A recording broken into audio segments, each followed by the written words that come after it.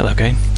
In this video I'm going to show you one of the new powerful features that we've introduced to Counter-Sketch 4, and that is the ability to change stone colours, which sounds simple in itself and is easy to do. So right at the beginning, when we did our search, we assumed diamonds was what he was after, and that's what he wants central. He wants diamonds.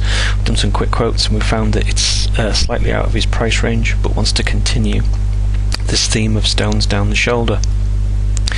So you can give him a lifeline and change these stones out to maybe sapphires or diamonds or rubies. So if you wanted to change the central stone, we would click this button over here. Let's go to, let's say, a ruby. So I'm going to change that to a ruby so you could show him what it looks like with a ruby. If he said, no, that's not quite what I was thinking, sapphire, show him what a sapphire looks like. And of course I'm going to show you how to do rendering later, which is more photorealistic than this view, although this is no slouch. I think it's pretty good as it is. Quite likes the look of that. So the shoulder stones, when you click that, nothing actually happens. It's because these are accent stones, they're not shoulder stones. So if this was a 3 stone, then that would have changed to blue as well, or sapphire. So let's just take that back to diamond. Accent stones. So if we could change those to sapphire as well.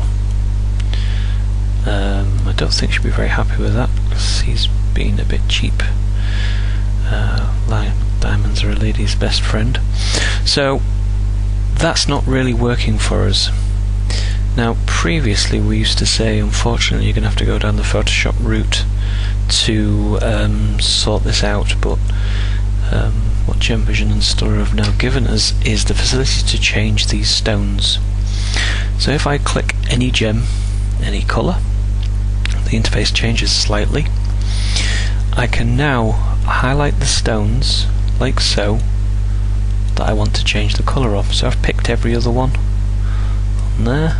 Make sure you get it right on this time. So I've clicked every other one. I'm then going to go to sapphire. I'm going to click sapphire and then click apply. Click done. I've now got a ring that is diamond sapphire, diamond sapphire, diamond sapphire, which is a very popular look in the UK. I would say very popular. It was in my day, back in the 80s and 90s, but there's always some of my generation who still like this kind of look. So what I've done is I've done some examples of this, and the ones that I've done are pretty extreme. Kind of really gone for it with this, picked every single stone. If you just bear with me a moment. And this is the other one that I created, very tongue-in-cheek, used in moderation, different lighting environments. I could probably make this look a little bit better. It just doesn't. It looks pretty cool around here. It's looking a bit garish around here, but to be quite honest, your customers are going to be blown away by the ability to change the colours like this.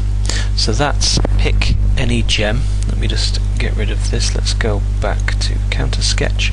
So if I was to render this, and you don't really need to know what I'm doing really, but I will show you how to render later on. What I'm doing is just rendering this up and showing you what this looks like. Just pause. So there's the finished render. That looks pretty cool. I'm going to save that, or shall I just zoom in and just show you what that looks like? You don't want to zoom in too far because it will pixelate, but I think that looks pretty cool. Looks very much like a real piece of jewellery. And then this is something that you could print off and give to the customer. Anyway, we'll talk about rendering in the next video. Bye bye.